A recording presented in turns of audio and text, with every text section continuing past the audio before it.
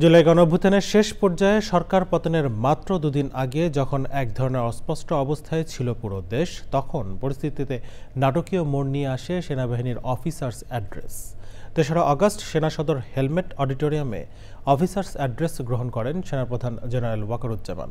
বাহিনীর সবার মতামত শুনে সেনাপ্রধান বলেছিলেন, সেনাবাহিনী সবসময় জনগণের পাশে আছে এবং থাকবে। ওই দিনই সিদ্ধান্ত হয়, চলমান পরিস্থিতিতে সেনাবাহিনী জনগণের উপর গুলি চালাবে না। আরও জানাচ্ছেন পরাগ আজিম। ৩রা আগস্ট ২০২৪ গণ আন্দোলন দমনে একদিকে চলমান কারফিউ, অন্যদিকে শিক্ষার্থীসহ সাধারণ মানুষের মিছিল, স্লোগান। এমন পরিস্থিতিতে সেনা সদর হেলমেট অডিটোরিয়ামে হয় সেনাবাহিনীর অফিসার্স অ্যাড্রেস। সব স্তরের কর্মকর্তাদের কথা শোনার পর তাদের প্রশ্নের উত্তরসহ নিজের বক্তব্য দেন সেনাপ্রধান জেনারেল ওয়াকারুজ্জামান। ওই সময়ের করণীয় সম্পর্কে বাহিনীর কর্মকর্তাদের বিভিন্ন দিক নির্দেশনা দেন তিনি। মাননীয় সেনাপ্রধান সমস্ত বাংলাদেশের অল অফিসার্সকে অ্যাড্রেস করেছেন। ঢাকার সবাই তার সামনে ছিল, আর বাকিরা সবাই তার ওই যে আপনার ভিটিসি মাধ্যমে উনি অ্যাড্রেসটা করেছিলেন। উনি বলেছেন, আমরা আমাদের দায়িত্ব অর্থাৎ জান এবং মালের নিরাপত্তা আমরা বিধান করব, এবং আমাদের প্রতি যে জনগণের আস্থা আছে, বিশ্বাস আছে, এটা আমরা ধরে রাখবই। That was the turning point, যেটা জনগণের মধ্যে আস্থা নিয়ে এসছে।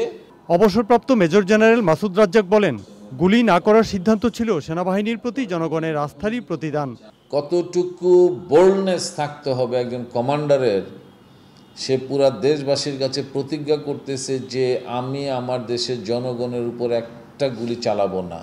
আর্মির সবার কাছ থেকে উনি এটা জেনে নিয়েছেন, ডাইরেক্টলি ইনডাইরেক্টলি, যে হ্যাঁ, এই দেশ আমার, এই দেশের জনগণ আমার, আমি কার বিরুদ্ধে গুলি করব। এটা কতটুকু দেশের প্রতি মায়া, জনগণের প্রতি মায়া, দেশের প্রতি দায়িত্ব জ্ঞান থাকলে একজন সেনাপ্রধান এই কথাটা বলতে পারেন। এইটা একটা ট্রেমেন্ডাস এফেক্ট পড়েছিল সেনাবাহিনীর উপরে এবং দেশ এবং জনগণের উপরে, ভেরি পজিটিভ এফেক্ট ছিল। ওই রেশ ধরেই চূড়ান্ত গণ অভ্যুত্থানের মুখে ৫ই আগস্ট ক্ষমতা ছাড়তে বাধ্য হয় শেখ হাসিনা সরকার। পরাগ আজিম, চ্যানেল আই, ঢাকা। বান্ডেল থাকলে প্রতি সেনমানিতে টাকা বাঁচবে। বিকাশ সেনমানি বান্ডেল কিনে জিতুন প্রতি লেনদেনে।